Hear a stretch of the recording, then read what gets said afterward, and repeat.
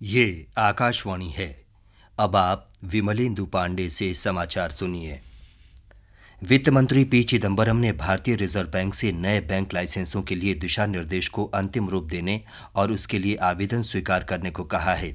श्री चिदंबरम ने आशा व्यक्त की कि लंबित बैंकिंग कानून संशोधन विधेयक संसद के शीतकालीन सत्र में पारित हो जाएगा।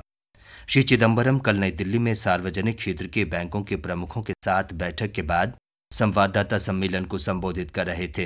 वित्त मंत्री ने कहा कि सरकार आर्थिक मंदी के कारण प्रभावित उद्योगों की सहायता के लिए रणनीति तैयार करेगी। उन्होंने कहा कि अगर अर्थव्यवस्था में सुधार होता है तो घाटे में चल रहे क्षेत्रों की स्थिति सुधरेगी।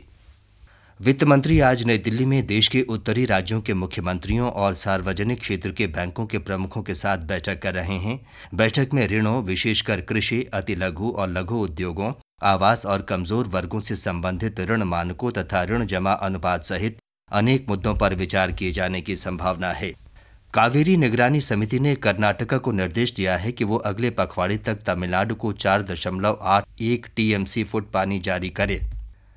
जल संसाधन सचिव डीवी सिंह की अध्यक्षता वाली समिति ने कहा है कि कर्नाटक को 16 से 30 नवंबर के बीच ये पानी छोड़ना होगा। उधर तमिलनाडु का कहना है कि जून और सितंबर के बीच पानी में 52 टीएमसी की कमी थी, लेकिन समिति तमिलनाडु के इस तर्क से सहमत नहीं है क्योंकि मानसून की अवधि के बारे में मतभेद हैं। स्थिति की समीक्षा के लिए कावेरी निगरानी समिति की इस महीने की 28 तारीख को फिर बैठक होगी। सरकार ने एलपीजी उपभोक्ताओं के लिए अपने ग्राहक को जानिए केवाईसी फॉर्म भरने की समय सीमा 15 दिन और बढ़ाकर 30 नवंबर तक कर दी है। पहले ये सीमा 15 नवंबर तक थी। सितंबर में एक परिवार को वर्ष के दौरान केवल 6 सिलेंडर रियायती दाम पर देने के सरकार के फैसले के बाद गैस कंपनियों ने एक ही पते पर कई कनेक्शनों को समाप्त करने का अभियान शुरू किया था। शिवसेना प्रमुख बाल ठाकरे की स्थिति में सुधार हो रहा है। एक बयान में पार्टी के कार्यकारी अध्यक्ष उद्धव ठाकरे ने बताया कि शिवसेना प्रमुख की हालत स्थिर है और उन पर इलाज का असर हो रहा है। महाराष्ट्र के राज्यपाल के शंकर नारायण, मुख्यमंत्री पृथ्वीराज चव्हाण, कई शीर्ष उद्योगपतियों और गण्यमान्य व्यक्तियों ने कल मुंबई के बांद्रा इलाके में शिवसेना नेता के आवास पर जाकर उनका हालचाल पूछा। असम के हिंसाग्रस्त कोकराझार जिले में सुरक्षा बलों द्वारा कड़ी चौकसी बरती जा रही है। जिला प्रशासन ने एहतियात के तौर पर कल यहां कर्फ्यू लगा दिया था। हमारे संवाददाता ने बताया है कि कोकराझार और गोसाई गांव इलाकों में सेना की 5 कंपनियों ने फ्लैग मार्च किया।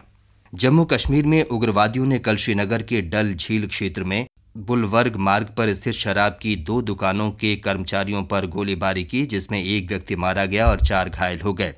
पुलिस प्रवक्ता ने बताया कि अज्ञात उग्रवादियों ने डल झील के किनारे हिमाल होटल में एक शराब की दुकान पर गोलीबारी की, जिसमें एक कर्मचारी मारा गया। उग्रवादियों ने एक अन्य निकटवर्ती शराब की दुकान पर भी हमला किया, जिसमें 4 व्यक्ति घायल हो गए। आयरलैंड के अधिकारियों ने कहा है कि वे भारतीय दंत चिकित्सक सविता हलप्पनवार की मृत्यु की जांच के लिए एक स्वतंत्र विदेशी विशेषज्ञ नियुक्त करेंगे ताकि सच्चाई सामने आ सके। 31 वर्षीय गर्भवती महिला हलप्पनवार की मौत को लेकर हजारों लोगों ने डबलिन में देश के गर्भपात कानून के खिलाफ विरोध प्रदर्शन किया।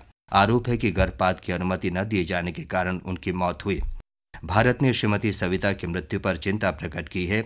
विदेश मंत्रालय के प्रवक्ता सैयद अकबरुद्दीन ने कहा कि डबलिन में भारतीय दूतावास इस मामले से संबंधित घटनाओं पर निगरानी रखे हुए है।